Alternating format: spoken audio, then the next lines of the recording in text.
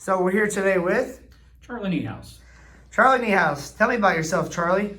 Effingham native, was raised and born here. Actually, lived on the south side of town before there was actually a town on the south side. Brought up as a Shamrock. I actually went to grade school at Sacred Heart and then went into Effingham High School. Effingham High School, I tried sports, but my knees, I got Osgood slaughter, so they said, we're not going to let you play. Always tried football, but always got cut. I was more of a swimmer, actually a swimmer and a diver. But in high school, I kind of took on the role of the high school photographer. So I was the yearbook photographer for about 3 years, which was kind of strange because everybody knew me, but I didn't know them because I was the guy with the camera, so they knew who I was. But it was a good time, and it was an interesting time. Also, I kind of got into drama, speech, and theater at that time. So came time to go to college. So I went to Eastern Illinois University, not too far away, just go up to Charleston. And I actually went in as a photojournalist. That lasted about a semester because it was just not what I was thinking it was. So I moved into speech communications, and the speech comm program at that time had like 3 areas that you could go into. And I went into rhetoric, I went into public speaking, and I went into theater. And then after I got out from that, I actually got my teaching certificate at that time as well, figuring that maybe I can do some teaching. I got out in December, so it wasn't a good time to find a job. So I looked around and did some other things. I actually worked for the Illinois Department of Revenue, counting money. It was a really tough job. And then Eastern called me back and said, hey, would you like to work on your master's and get paid at the same time? I said, sure, why not? So I worked there for one semester, well, actually 1 year. As a grad assistant, and got my degree, a master's degree, and then like most people, got out of college, didn't have a job, and looking at other things, and was actually working as a pressman for the Effingham Daily News for about a year. Really? And then Alamo needed a teacher, and it was in the area that they needed, and it was Bernie May called me up, and Bernie called me and said, we need a teacher. And he said, can you come over for an interview? And I said, yeah, but I'm sweaty, I'm dirty, I'm grimy. And he's like, I don't care. So I showed up, and I had ink all over me, and I smelled. But I guess Bernie saw the diamond in the rough, and so he went ahead and hired me. And they actually brought me on as a librarian, speech teacher, and I was teaching the English for the underclassmen, the freshman English class. And that's kind of how I started. What high school, or as far as what year did you graduate from high school? I graduated in 1979. Okay. And then that put me out of college in 84 and back out again in 86. Wow. So, and I was teaching by 87. So how long did you teach for? 33 years. I'm a bit of an anomaly because most teachers will teach a couple years here and move a couple years, move a couple years. I started and stayed there. So the last few years that I was there, there was stuff like they'd come to me and said, you were here when the building was built. I said, yes, I was here when the building was built. They were like, where is this? I'm like, oh, well, that was put in this way. So, Which of those classes was your favorite and why? Actually, I had 2 that I would say were my favorite. One probably would be the speech communications class, because at the time we started, it was a senior level class, and we did everything. We did the speeches, we did debates, we did radio, we did television, that's best we could. And for a few years, I actually taught computer science, and I taught spreadsheets. And it really was strange, but I really enjoyed the spreadsheets class because the kids got something out of it. And that's one of the 2 classes kids would come back and say, I'm glad that I took that class because it got me a job or it got me through college, and I was way ahead of people. So that was why that one was really nice. So talk about the process of becoming, you're well known for being the voice of the NTC basketball tournament. Mm-hmm. Talk about that. That was kind of a gradual thing. As a newer teacher, they don't give you much to do. And then as you're there a couple years, they say, why don't you do this? Why don't you do this? I picked up Scholastic Bowl my second year. And then they needed somebody to run the clock. So, okay, the clock can't be that tough. So I ran the clock for a number of years, had kids that worked with me, Andy Kistler and others that, they kept the foul panel. And then during that time, there was another gentleman that was doing the announcing. He eventually moved away, and so they just moved me down the bench into that area because I I guess I could talk. So what games did you do exactly? For the most part, I did all of the home games for the boys. I called as many girls games as I possibly could. That usually conflicted with Scholastic Bowl and other things. If we had like a regional or something like that, we called that. And of course, all the way through the tournament. That was the highlight. That's always the highlight of the year. Talk about the Scholastic Bowl and what success you guys had. We have some really great kids in Scholastic Bowl. It's kind of a strange sport because you get those kids that may not look like they're really intelligent in class, but they have this weird stuff in their head and they're able to throw it out at the right time. So, and we had a good mix of kids. I think we had probably 85-90% of our seasons were winning seasons. Really? And in 2008, we went to state, and we got all the way to state and didn't do so well once we got there, but it was kind of interesting because when we got to the state tournament, we figured, well, Scholastic Bowl, there's not going to be a whole lot of people here, and there's just cars and people all over the place. I'm like, what the heck is going on? Well, they also had a basketball tournament going on at the time, and Michael Jordan's son was playing on that basketball team. So everybody was there to see Michael, to see his son. Nobody was there to see Scholastic Bowl, but the kids thought it was great. What's your favorite part of being involved with the kids? Just the relationship that you get with them. Each kid's their own individual, because there's kids that will kind of be one way in class and one way when they're not in class. And I had them in a couple of different situations. I would see a kid on the basketball court, or I'd see some of those kids in Scholastic Bowl and they'd be competitive when you wouldn't see them as competitive. I'd see them in drama. So those kids that were really quiet all of a sudden aren't quiet. So it was interesting to see both sides of the kids. And just working with the staff. The staff at Alamo is just fantastic. Had been for years. How long were you the PA announcer?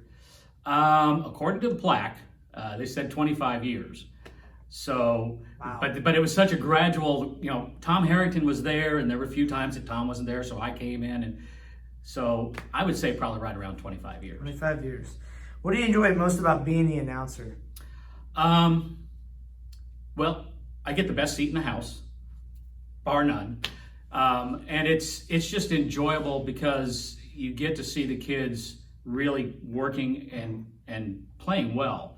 And the gym at Alamo it's just a different kind of gym. It's an old style gym.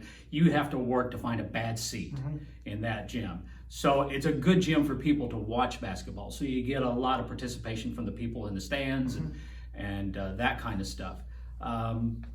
And just fun to let the voice go every now and then. To get to use my talent every now and then, and that was kind of fun. So like you said, being called the voice, describe what it's called, or describe the meaning of, to you, what's the emotions like of being called the voice? That didn't hit me for many years because Tom was there for a number of years. I took over, and it's one of these positions. It takes a few years before people hear you over and over again, and then your voice becomes the recognized voice. And you start to develop a little bit of a style, so you build and you grow as you go. I really didn't notice it too much until later years when I was out and I would be talking and somebody would say, I know that voice. Or we're at the EPC right now, and that happened a couple of times that people will come up and say, I've seen you in a show somewhere before. And I was like, well, have you ever gone to a basketball game in Alamo? I said, yes. I said, well, that's my voice. And so they hear that voice. So I guess the voice is that's Alamo. That's pretty cool, I'm sure. Yeah, it's kind of a neat recognition. Behind the scenes of the NTC week, what preparations are going on behind the scenes? NTC at Alamo is just a week. They pretty much say it's NTC week. Don't plan anything else because that's just the way it works. In the early years with Gene Logue and some of the teachers that we had, every teacher was involved. So we have making banners, we're doing hospitality rooms, getting this ready and that ready. And so honestly, they start working on that about the time they come back after Christmas. They kind of start working on it. And about a week before, just getting everything ready. It's nice because they've been there so long. They've been there since I think it was 57. Kurt would be able to tell you. But being there that long, it just is, okay, we know what we're doing. We're going to do it the same way. We know what worked last year. We know what didn't work last year. We tweak it a little bit and we go on. So that made it nice that a lot of people knew what they needed to do and they got it done. And every year we tried to add something to the tournament just to keep it growing. And a number of years we did that with technology and coverage of the game and that kind of stuff. What is your favorite part of the NTC week? I would say probably the championship game, of course, but also the hospitality room. They have a really good hospitality room. But the thing about the hospitality room is that when you get into the hospitality room, everybody's a buddy. I mean, those coaches that are yelling at each other on the court when they're down there like, oh, you had a good game, and they're sharing pizza and talking with the officials, and it's a family atmosphere when you get down there. Yeah. Now, when they get on the court, things change. but it's neat to be down there to see that. What's the feeling like calling the championship game? For many years, it was kind of a tense deal, because there's so many people here, and it's such a big event for these kids, especially in their life. Later years, you got a little more relaxed, but it always has its charged environment, and there's always excitement. You hardly ever have one of those games that's not a barn burner. It's either two teams that have been rivals forever, or it's that Windsor team that hasn't been here for 15 years. And now's their chance, and everybody's rooting for the underdog. So it's always a good game. Yes. And it's one of those that that particular game, if tip-off's at 7, I'm sitting in my seat at 6:30 because I don't have to wade elbows through people to get down to where I'm at. And the problem with the scorer's bench is once you get into that scorer's bench, it's hard to get out of the scorer's bench because you're down in there, and if there's people sitting behind you, so it's like, okay, go to the bathroom, get my soda, get everything ready because I'm going to be here for a while. What are some obstacles you face while calling the game? Some of it is just kind of a technical obstacle because you are announcing in a gym, and a gym is just not designed for sound. So you have to make some adjustments to the sound. You have to adjust the way that you speak. You kind of have to be a Captain Kirk, in short bursts, just a little bit at a time, because if you do it in a long string, it echoes back on itself and then it gets garbled, and it's hard to tell that you're doing that. The other thing is you have to know how the kids' names are said. When T-Town was there was Niebruggies, Niebruggie, and Niebruggies, and they all knew what they were. So I would turn around and ask somebody, what side of the creek is this kid from? How do I say this name? Because Lord knows if you say it wrong, somebody behind you is going to yell at you and tell you, hey, no, that kid's name is. And you make the adjustment. And I'm bad that if I start saying it wrong, I'll continue to say it wrong. So it's hard to correct. Talk about the unfortunate passing of Todd Arnold, the athletic director who used to be at Alamo. I'm sorry, he used to be athletic director, of course, but talk about his legacy that he left for the school and for the tournament in general. Yeah, it's Todd and I kind of grew up together. We went to school. He was a year behind me. Was always around. He was a quiet guy. He was one of the guys who would do his job, and if he did it right, you wouldn't notice it. And that happened a lot. And Todd was kind of one of those guys, he either liked you or he didn't. And if he liked you, you may not know. But he was just one of those guys that would get things done and was just down to earth. Todd liked to spend his time, I'm going to sit at home and drink beer with my dogs. That was Todd's idea of fun sometimes. And going out and playing a little bit of golf. But yeah, when he passed, it was just a real shocker. And actually, the hardest thing with his passing was the NTC that came after that, because that was my last NTC, and they honored him at the same time. So before I get into you talking about different things, I wanted to ask you, how do you think Peggy Beaker's done as far as filling his shoes? I think the big thing that helped Peggy is that she was there while he was there, so she kind of saw how he operated, stuff like that. And also, being an Alamo native, she knew that we do things this way, and this has worked in the past and this hasn't. But she wasn't scared to say, hey, we're going to do this differently. And there may have been a few things that Todd, just being the rough, gruff kind of guy he was, he just wouldn't do the way that some people liked, and she would bring that on. So I was kind of concerned about her when she took over 2 weeks time, it's like, no, she's got this. She's good. So Yeah. she is really one of those people that's ahead of the game. And so she always wants to know exactly what's going to happen 2 weeks before it's going to happen. And that's a really good thing to have when you have somebody in the AD. She's very athletic, very competitive, and Yeah. she knows her athletics and sports. Yeah. That's number one. Unfortunately, she's tied into T-Town a little bit, but we let that go. What is your feeling like of calling your last NTC game? Describe that moment. You know, before the game, there was a little bit of emotion. Once you start calling the game, it's you're just in the game. It's kind of like a player. If you're reacting and doing things the way that you always do, so you really don't want to think about it. The toughest thing is, again, they did a memorial to Todd, and then right after that, they gave me a plaque. So I was trying to keep from crying, but I failed miserably. How can you keep from crying? I don't know, but it was a memorable time, and it was just everybody saying we're gonna miss you. It was also kind of difficult because at that time I was possibly going to be going to Greensboro, North Carolina. Really? Yeah, and I didn't know exactly when I would go. So they're like, "Are you going to be able to call games next year?" I'm like, "I don't know." Well, here we are a year and a half later. I'm still here. So, so that was, it kind of had that mark of finality. It wasn't really the last game because we had a couple games after.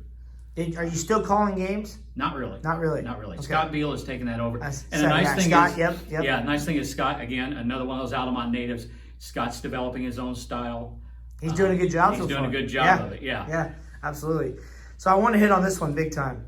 And I hear nothing but amazing comments about him. Talk about the Alamo Drumline. Amazing kids. They're consummate professionals in that area. And you have a couple of kids that you're like, I wouldn't expect that kid to be able to do that kind of thing.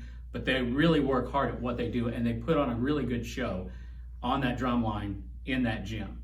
I have a daughter that marched 7 years for International Drum and Bugle Corps. So I have seen really good drum lines. And these kids kind of measure up to that. Whenever you see them marching out, I can hear the people behind me, hey, here's the drum line, here's the drum line. So some of the people are in the stands just to see those kids. So, and it also is just kind of an offshoot of the pep band. The pep band is a great addition that they always are filling in. And that's something as an announcer you have to kind of work out with that director that, it's your turn and then it's my turn.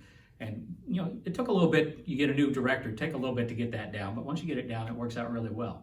The beat to everything that they do is really extraordinary, how much talent they have. Yeah. It's really good. Yeah. Have they performed in any big places? I think they've performed in St. Louis at the ballpark and a couple other places. But as for just the line themselves, I don't think that they do that. The band is they're usually part of the band. Talk about the radio station covering every game for NTC Week and going on their YouTube live, going social media throughout the entire country. That was something that really started small and just grew and grew and grew. So I think about 96, we actually started covering the games electronically. So what we would do is we had kids that would sit next to me with a laptop and they were chatting. And so it was just like typing out what's going on. And we thought, well, that's something to do. And we were doing some closed circuit television into the community room. We soon found out we had people that were in the military and had moved around the world, and that's the way they were following the game. It's like, oh my God, people are actually watching this thing. We have soldiers that are getting up at 2 a.m. so that they can, kind of see what's going on because there was no time delay. Then over time, that as technology changed and we were able to stream and that kind of stuff, we did a little bit of that. And then the radio station was always there to broadcast. They were kind enough to let us put their feed in on our stuff. And eventually they said, can we stream it? I said, sure, not a problem. And so we set them up and we worked with them a lot because you have to connect into the network and all that other stuff. It helped a lot that Wayne Moran was there at the time, and Wayne being one of my ex-students, so I could give him a hard time, but we can get things going and set up. And so the last few years, it was simply, come in a day before, we'll set stuff up and see if everything still works, and you're on your own. So, and it's, they made that move into YouTube, and then that really just brought it to everybody. It's shooting up tremendously in the last few years. Greg and Matt Robinson, Dustin White, they also did a tremendous job of calling the all tournament team, announcing it to everybody. Because a lot of people love to hear Greg's voice in general. And that's a totally different style of announcing. Oh yeah. I tried once. They said, "Come call a game." I failed. So I can't say enough about Greg and Matt and the job that they do, because they have to fill that time all the time. Whereas an announcer, you only got 3 or 4 seconds, and then this is the next play. So you have to speak and shut up. You don't want to talk while the cheerleaders are on the floor and that kind of stuff. So it's a different style. What is your most memorable game? Actually, I think the one that sticks out is one that I was actually running the scoreboard for. I was running the clock and the scoreboard, and it was, I want to say 94, Kurt will probably correct me, but it was a year that Alamo actually won the NTC, but that wasn't the championship game. It was a game that was before that Alamo played T-Town, and it was down to the wire. There was like 3 or 4 seconds left, and we had the ball, and we were shooting free throws, and it was just a weird thing, but our kid hit the 2 free throws, and the boys from T-Town didn't move. So, and I saw the official give me that. I started the clock. Kenny Crawford was just yelling his head off. Pretty soon the buzzer went off, and in those days the buzzer wasn't loud enough. If you had that gym full of people, you couldn't hear the buzzer. So Gary Ellis would stand underneath the scoreboard with a starter's pistol. So when the buzzer went off, he shot the gun. Everybody went nuts. About that time, I see Kenny Crawford coming up over the chairs, over the rail, saying, "Put 3 seconds on the clock. Put 3 seconds on the clock." And I looked at him, and luckily out of the side of my eye, I saw something. I said, "Kenny, I would, but you just lost your officials." And he turned around just in time to see him go out the door. Oh my gosh. That was. I've never had a coach come running up over the rail, but Kenny's a great guy. Who is your best friend? That's hard to say. It changes. Strangely enough, I play a game called Ingress, so it's a remote thing. So I have a lot of friends that I've never really met, or I've met 1 or 2 times. I know them virtually. So I work with people that are from Huntsville, Alabama, Chicago, Greensboro, all over the world, and that's kind of a deal.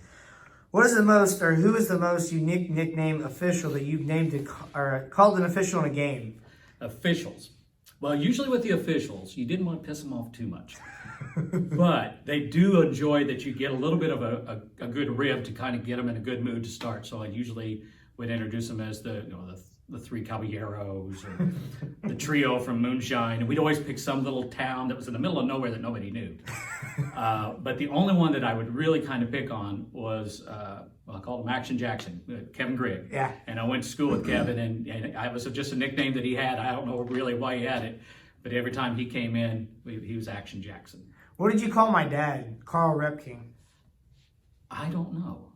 I made that stuff up on the fly most of the time. There was kind of a formula for it, but yeah, especially with the kids, didn't give the kids many nicknames except for that. That run out is really, really important. Yeah. And so it's always that last kid, and it's something that goes along with the team. It's the dog at the end of the chain for St. Anthony, or the big bird for the Maroons, and that kind of stuff.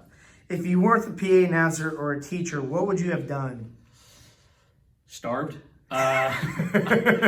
It's hard to say. I did a good job with teaching. I think I probably would have stayed in with teaching.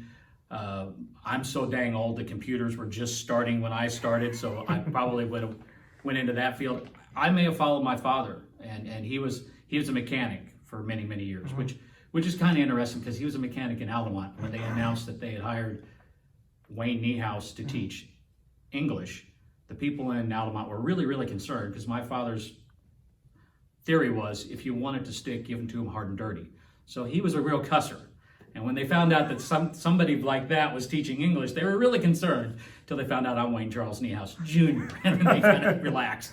What is your current occupation? Retired and completely wrong. I retired, but I sat at the house for a couple months. It's like, I can't take this. And Dustin Jansen, who is a friend, actually was here at the EPC a couple of times. He said, "Hey, why don't you come work with me?" I'm like, "No, I don't want to work." And the next time he says, hey, come work with me. I'm like, okay, I'm just going to shut him up. I'll say, I'll work for you, but I'll pick the days I want to work. I'll start when I want. I'll end when I want. He's like, when do you want to start? I'm like, damn. So I am working for Dustin, but actually, Janssen Computers has the contract for community support systems, which, interestingly enough, is run by Alamo person, Andy Kistler. And so I'm kind of working for Andy, and I'm taking care of all the things. So kind of what I was doing for the school, but for a different nonprofit organization. What has announcing the NTC and all those games done to change your life? I appreciate the kids' efforts a little bit more. I think I've got some relationships with people that I wouldn't have. There's no way I would have had a relationship with the priest from Stu Strauss, but I do. I know the bus driver from Stu Strauss. I know Mary from Neoga. So those people, I probably wouldn't have had any relationship with those. And really, strangely enough, that's probably my only outlet for watching sports. I'm not a sports person, but it was enjoyable to be there and watch that game. And so I think it gave me that. What advice would you give to a young announcer? Find out what kind of announcing you want to do, because there's different types of announcing. Like I said earlier, with Greg and the radio, that's a play-by-play, and you've got to be talking the whole time. Being a house announcer, you got to know when to shut up, and you got to know when you can let loose and how to work your voice. So it's a really short burst, and if you do it wrong, you can really mess up your voice. I know the big important thing is the runouts. You have those announcements, and you gotta pump it up for those kids. So you use your voice a little bit different, get a little gravelly in it, and that kind of stuff. But if you don't back off of that, you're about third, fourth quarter, you're not able to talk very much. So you gotta watch that. And also, I would say probably if you're doing a sports announcing, it worked for me, is don't be too biased. Now, you've got those announcers that are, 2 points for the home team, and it's like 3 for the friend. No, I'm not that kind of guy. I got excited for both teams. Yeah. And I think, especially for the NTC tournament, that was the thing that made the difference, is that people would come in expecting that, well, we went to this other tournament, and this other announcer was like, 2 points for, No, I'm giving all the kids the same. Yeah, that's a huge deal. Maybe just a little more for Alamo. Charlie, in closing, anything you want to mention that we didn't talk about or that you wanted to add? Just keep busy. I know with my dad, when you stop, you stop. So, even if you retire, keep doing things. Diversify yourself, do things. I mean, right now I'm directing a show for 3 Chicks in a Stage. We got Clue, October 8, 9, 10, 11. Come to the show. I do a couple of podcasts for a game called Ingress, and that's online. So just constantly busy. Of course, my house looks like crap, and the lawn doesn't get mowed a lot, but it keeps you alive and keeps you busy, keeps you young. And being around kids keeps you young. You got no choice. You ever thought about being involved in comedian? Actually, in high school, when we were in speech class, our speech team, I did original comedy. Really? Yeah, I sucked at it, but I did. Charlie, thank you for telling me your story. I really appreciate it, and I look forward to talking to you in the future. Thank you.